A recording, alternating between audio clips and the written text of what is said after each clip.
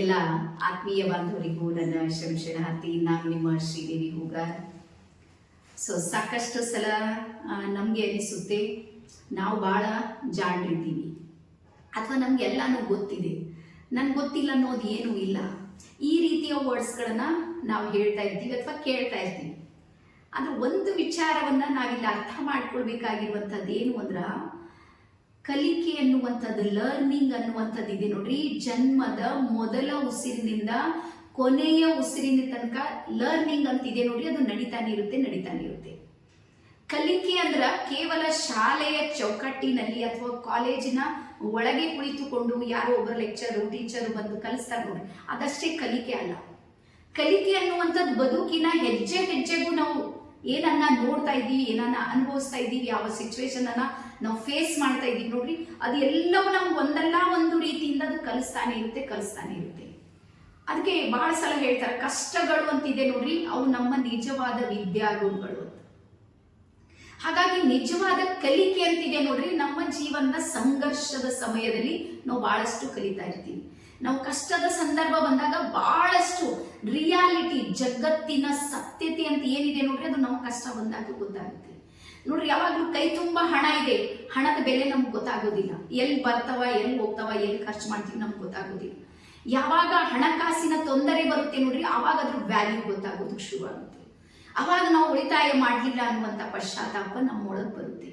ಹಾಗಾಗಿ ಯಾವಾಗ್ಲೂ ನೆನ್ಪಿಡ್ರಿ, ಯಾವಾಗ ಕೊರತೆ ಆಗುತ್ತೆ ನೋಡ್ರಿ, ಆವಾಗ ಲರ್ನಿಂಗ್ ಶುರುವಾಗುತ್ತೆ. ಹಾಗಾಗಿ ಯಾವಾಗ್ಲೂ ನನಗೆ ಗೊತ್ತಿದೆ ಅಂತ ನೀವೇನಾದ್ರೂ ಅನ್ಕೊಂಡ್ರೆ ನಿಮ್ಮ ಕಲಿಯುವಂತ ಸ್ಥಿತಿ ಇದೆ ನೋಡಿ, ಸಬ್ಕಾನ್ಶಿಯಸ್ ಮೈಂಡು ಅದು ಕ್ಲೋಸ್ ಆಗಿಬಿಡುತ್ತೆ. ನನಗೆ ಗೊತ್ತಿಲ್ಲ, ನಾನು ಇನ್ನೂ ತಿಳ್ಕೊಳ್ಬೇಕು, ಇನ್ನೂ ತಿಳ್ಕೊಳ್ಳೋದು ಸಾಕಷ್ಟಿದೆ ನೋಡ್ರಿ. ಜ್ಞಾನ ಅನ್ನುವಂಥದ್ದು ಎಷ್ಟಿದೆ ಅಂದ್ರ, ಸಪ್ತ ಸಾಗರದಲ್ಲಿ ಎಷ್ಟು ನೀರಿದೆ ನೋಡ್ರಿ, ಅದಕ್ಕಿಂತ ಹೆಚ್ಚು ಜ್ಞಾನ ಇದೆ ಈ ಯೂನಿವರ್ಸ್ ಕಲಿಸುವುದಷ್ಟಿದೆ. ಹಾಗಾಗಿ ನಾನು ಎಷ್ಟು ಕಲ್ತೀನಿ ಅಂದ್ರೆ, ನಾನು ಕಲ್ತಿರುವುದು ತೃಣ ಮಾತ್ರ ಇರುತ್ತೆ, ಹುಲ್ಲು ಕಡ್ಡಿ ಅಷ್ಟೇ ಇರುತ್ತೆ.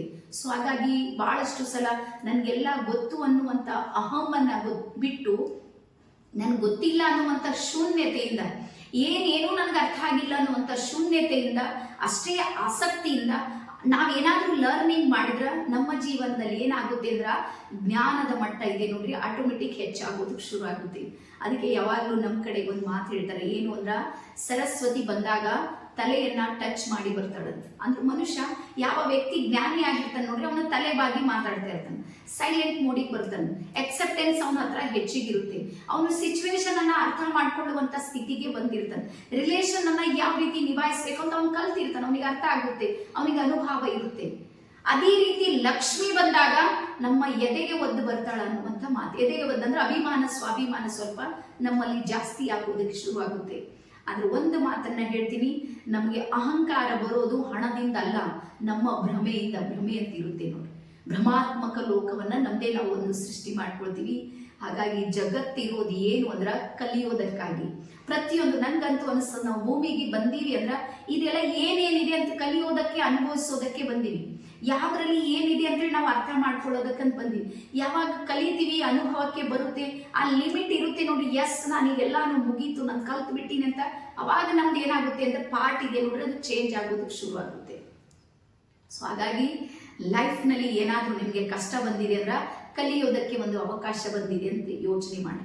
ಯಾರಾದ್ರೂ ನಿಮ್ಗೆ ತೊಂದರೆಯನ್ನ ಕೊಟ್ಟಿದಾರಂದ್ರ, ನೀವು ಆ ವ್ಯಕ್ತಿಯನ್ನ ಸರಿಯಾಗಿ ಅರ್ಥ ಮಾಡ್ಕೊಳ್ಳೋದಕ್ಕೆ ಅವರೇ ಕೊಟ್ಟಿರುವಂತ ಒಂದು ಸಿಚುವೇಶನ್ ಅಂತ ಹೇಳಿ ಅರ್ಥ ಮಾಡ್ಕೊಂಡು ಅವರಿಗೂ ಒಂದು ಗ್ರಾಟಿಟ್ಯೂಡ್ ಅನ್ನ ಸಲ್ಲಿಸಿ. ಅದ್ರ ಕಲಿಕೆ ಮಾತ್ರ ನಿರಂತರವಾಗಿ ನಿಮ್ಮ ಜೀವನದಲ್ಲಿ ನಡೀತಾ ಇರಲಿ. ನನಗನ್ಸೋ ಮಟ್ಟಿಗೆ ಯಾರು ಸರಿಯಾಗಿ ಕಲಿಕೆ ಮಾಡ್ತಾರೆ ನೋಡ್ರಿ, ಅವರೇ ಸರಿಯಾಗಿ ಗಳಿಕೆಯನ್ನ ಮಾಡ್ತಾರೆ. ಹಾಗಾಗಿ ಅರ್ನಿಂಗು ಮತ್ತೆ ಲರ್ನಿಂಗ್ ಇದೆ ನೋಡ್ರಿ, ಅವು ಎರಡು ಈಕ್ವಲ್ ಆಗಿ ನಡೆಯುತ್ತೆ. ಅದಕ್ಕೆ ಲರ್ನಿಂಗ್ ಈಕ್ವಲ್ ಟು ಅರ್ನಿಂಗ್ ಅಂತ ಹೇಳ್ತೀನಿ. ನೀವು ಬೇಕಾದ್ರೆ ಯೋಚನೆ ಮಾಡ್ರಿ, ನಾನು ಒಂದು ವಿಚಾರವನ್ನ ನಿಮ್ಗೆ ಹೇಳ್ತೀನಿ. ನೀವು ನಿಮ್ಮ ಗಳಿಕೆ ಎಷ್ಟಿದೆ ನೋಡ್ರಿ, ಮಂತ್ಲಿ ಎಷ್ಟು ನೀವು ಗಳಿಸ್ತೀರಿ, ಇವತ್ತು ನೀವು ಎಷ್ಟು ಗಳಿಸ್ತೀರಿ ಅಷ್ಟೇ ಗಳಿಸುವಂತಹ ಏರಿಯಾದಲ್ಲೇ ನೀವು ಬದುಕ್ತಾ ಇದ್ದೀರಿ. ಬೇಕಾದ್ರೆ ಯೋಚನೆ ಮಾಡಿ, ಮಂತ್ಲಿ ನೀವು ಒಂದು 50,000 ಗಳಿಸ್ತೀರಿ ಅಂದ್ರ, ನಿಮ್ಮ ಸುತ್ತಲೂ ಸಮೇತ 50,000 ಗಳಿಸೋರೇ ಇದ್ದಾರೆ. ನೀವು 20,000 ಗಳಿಸ್ತಾ ಇದ್ದೀರಿ ಅಂದ್ರೆ, ನೀವು 20,000 ಗಳಿಸುವಂತ ಏರಿಯಾ ಅಥವಾ ಅಂತದ್ದೇ ಜನರ ಜೊತೆಗೆ ನೀವಿದ್ದೀರಿ ಅಂದ್ರೆ, ಇದ್ರ ಅರ್ಥ ಏನು ಅಂದ್ರೆ, ಆ 20,000 ಲರ್ನಿಂಗ್ ಇದೆ, 50,000 ನಿಮ್ಮ ಹತ್ರ ಲರ್ನಿಂಗ್ ಇದೆ. ಈ 50ರಿಂದ ನೀವು 1 ಲಕ್ಷ 2 ಲಕ್ಷಕ್ಕೆ ಬರ್ಬೇಕಂದ್ರ ಗಳಿಕೆ ಮೇಲೆ ಫೋಕಸ್ ಮಾಡೋದನ್ನ ಬಿಟ್ಟಾಕ್ರಿ, ಕಲಿಕೆ ಮೇಲೆ ಮಾಡಿ.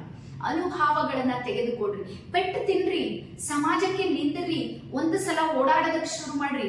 ಅದಕ್ಕೆ ಹೇಳ್ತೀನಿ, ಯಾರು ಓಡಾಡ್ತಾರೆ ನೋಡ್ರಿ ಅವ್ರು ಜಾಸ್ತಿ ಕಲಿತಾರೆ. ಜ್ಞಾನ ಅನ್ನುವಂಥದ್ದು ಒಂದು ಕಡೆ ಕುಂತ್ರೆ ಸಿಗೋದಲ್ಲ, ಅದು ಓಡಾಡೋದ್ರಿಂದ ಅನುಭವದೊಂದಿಗೆ ನಾವು ಕಲಿಯೋದಕ್ಕೆ ಸಾಧ್ಯ ಇದೆ. ಹಾಗಾಗಿ ಪುಸ್ತಕಗಳು ಕಲಿಸದ ಜ್ಞಾನ ಇದೆ ನೋಡ್ರಿ, ಅದು ನಮ್ಮ ಜೀವನದ ಪಾಠಗಳು ನಮಗೆ ಕಲಿಸುತ್ತೆ.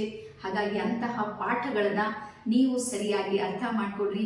ಕಷ್ಟ ಬಂದಾಗ ಇದು ನನಗೊಂದು ಲೆಸನ್ ಇದೆ, ನಾನು ಜಗತ್ತನ್ನ ಕಣ್ತೆರೆದು ನೋಡೋದಕ್ಕೆ ನನಗೂ ಒಂದು ಅವಕಾಶ ಇದೆ, ನನ್ನೊಳಗಿನ ಅಹಮ್ಮನ್ನ ಅಡಗಿಸೋದಕ್ಕೆ ಇದು ಒಂದು ಪರಮಾತ್ಮ ನೀಡಿರುವಂತಹ ಅವಕಾಶ ಅಂತೇಳಿ ಅಂದುಕೊಂಡು ಸ್ವಲ್ಪ ಸಮಾಧಾನದಿಂದ, ಸ್ವಲ್ಪ ತಾಳ್ಮೆಯಿಂದ, ಸ್ವಲ್ಪ ವಿಶ್ವಾಸದಿಂದ ನೀವು ಏನಾದ್ರೂ ಮಾಡಿದ್ರ ನಿಮ್ಮ ಲರ್ನಿಂಗ್ ಇದೆ ನೋಡ್ರಿ, ಅದು ಬಹಳ ದೊಡ್ಡ ಲೆವೆಲ್ ಅಲ್ಲಿ ವರ್ಕ್ ಮಾಡೋದಕ್ಕೆ ಶುರು ಮಾಡುತ್ತೆ ಅಂತ ಹೇಳಿ ಹೇಳ್ತಾ, ಇವತ್ತು ಸಕ್ಸಸ್ಫುಲ್ ಜನ ಯಾರೆಲ್ಲ ಇದಾರೆ ನೋಡ್ರಿ, ಅವ್ರು ಎಷ್ಟು ದೊಡ್ಡ ಸಕ್ಸಸ್ ಅನ್ನ ಸಾಧಿಸಿದಾರೆ ನೋಡ್ರಿ, ಅಷ್ಟೇ ಸಂಘರ್ಷವನ್ನ ಮಾಡಿದ್ದಾರೆ.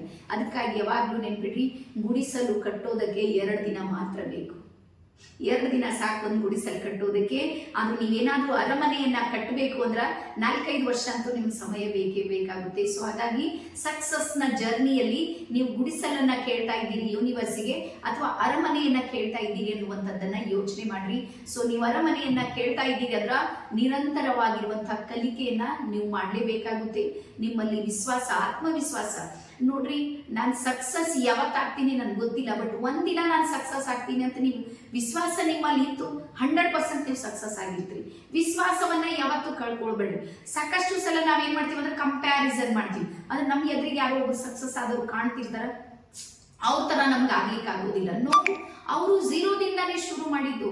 ಇವಾಗ ದೊಡ್ಡ ದೊಡ್ಡ ಯೂಟ್ಯೂಬರ್ಸ್ ಅನ್ನ ನೋಡ್ರಿ, ನೀವು ಮಿಲಿಯನ್ ಗಟ್ಟಲೆ ವ್ಯೂವರ್ಸ್ ಇದ್ದಾರೆ, ಅವ್ರು ಮೊದಲನೇ 2ನೇ ವಿಡಿಯೋಗಳನ್ನ ನೋಡ್ರಿ, ನಿಮ್ಗೆ ಆಶ್ಚರ್ಯ ಆಗುತ್ತೆ. ಏನೇನು ಇಲ್ಲ, 0 ಲೆವೆಲ್ದಿಂದ ಕ್ಯಾಮ್ರಾ ಮುಂದೆ ನಿಂತವ್ರಿದ್ದಾರೆ. ಅವ್ರದೇ ಮೊಬೈಲ್ ಇಂದ, ಅವ್ರದೇ ಒಂದು ಸಣ್ಣ ಕೋಣೆಯಲ್ಲಿ, ಏನೇನು ಸೆಟಪ್ ಇಲ್ಲ ಅವ್ರ ಹತ್ರ. ಅದು ಅಲ್ಲಿಂದ ಜಗತ್ತು ಅವ್ರದ್ದು ಪ್ರಾರಂಭ ಆಯಿತು. ಸಣ್ಣದಾಗಿ 4 ಗೋಡೆಯಿಂದ ಪ್ರಾರಂಭವಾಗಿರುವಂತಹ ಜಗತ್ತು ಇವತ್ತು ಮಿಲಿಯನ್ ಗಟ್ಟಲೆ ವ್ಯೂವರ್ಸಿಗೆ ಬಂದು ನಿಂತಿದೆ. ಹಾಗಾಗಿ ಇವತ್ತಿನ ಸ್ಥಿತಿಯನ್ನ ನೋಡಿ ನೀವೇನಾದ್ರೂ ಹೋಲಿಕೆ ಮಾಡ್ಕೊಂಡ್ರ ಸಕ್ಸಸ್ ಆಗೋದಿದೆ ನೋಡ್ರಿ, ಅದು ಕಷ್ಟ ಇದೆ. ಇದು ಕೇವಲ ನಾನು ಯೂಟ್ಯೂಬರ್ಸ್ ಅಷ್ಟೇ ಹೇಳ್ತಾ ಇಲ್ಲ, ಉಳಿದವ್ರದ್ದು ಎಲ್ಲಾರ್ದು ಸ್ಥಿತಿ. ನೀವು ಯಾರ ಗರ್ಭ ಶ್ರೀಮಂತರಿದ್ದಾರೆ, ಬಹಳ ದೊಡ್ಡ ಪೋಸ್ಟ್ ಪೊಸಿಷನ್ ಅನ್ನ ತಗೊಂಡಿದ್ದಾರೆ ಅಂತ ನಿಮ್ಗೆ ಯಾರಿಗೆ ಅನಿಸ್ತದ ನೋಡ್ರಿ, ಅವ್ರು ಮೊದಲು 0ದಲ್ಲಿ ಏನಿದ್ರು ಅನ್ನುವಂಥದ್ದನ್ನ ನೀವು ಗಮನಿಸಿ. ಅಲ್ಲಿಂದ ನಿಮ್ದು ಪ್ರಾರಂಭ ಮಾಡ್ರಿ. 1 ಹೆಜ್ಜೆ 2 ಹೆಜ್ಜೆ ಮಾಡ್ತಾ ಮಾಡ್ತಾ ಬರ್ರಿ.